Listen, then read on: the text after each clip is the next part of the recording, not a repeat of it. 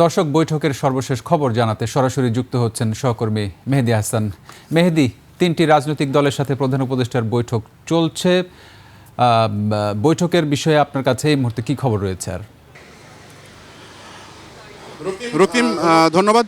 আপনি যেমনটা বলছিলেন যে যমুনায় রাজনৈতিক দলগুলোর সঙ্গে প্রধান উপদেষ্টার এরই মধ্যে আলোচনা শুরু হয়েছে। তো আপনাকে আগেই জানিয়ে রাখি, আলোচনাটা আজকে শুরু হওয়ার কথা ছিল বেলা ৩টায় বিএনপির সাথে, কিন্তু হঠাৎই এই শিডিউলে কিছুটা পরিবর্তন আনা হয়েছে। বিএনপির সাথে আলোচনাটা ৩টার পরিবর্তে সন্ধ্যা 7:30টায় হচ্ছে। এ কারণে জামায়াত নেতাদের সঙ্গে আলোচনার মধ্য দিয়েই আজকের আলোচনা শুরু হয়েছে। জামায়াতের নায়েবে আমির ডক্টর আবদুল্লাহ মোহাম্মদ তাহেরের নেতৃত্বে 4:17 জামায়াতের প্রতিনিধি দল যমুনায় প্রবেশ করেছে। তারপরে 4:30টার সময় আলোচনা শুরু হয়েছে। এরপর আলোচনা হওয়ার কথা রয়েছে এনসিপির সাথে 6টার সময় এবং সবশেষ বিএনপির সঙ্গে 7:30টার সময়।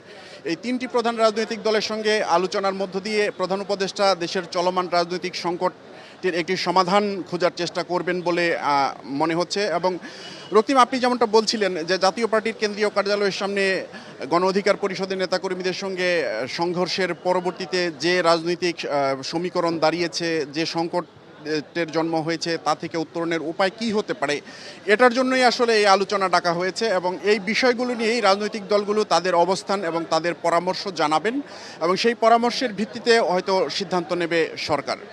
তো এই ছিল আমার কাছে যমুনার সবশেষ পরিস্থিতি। রক্তিম।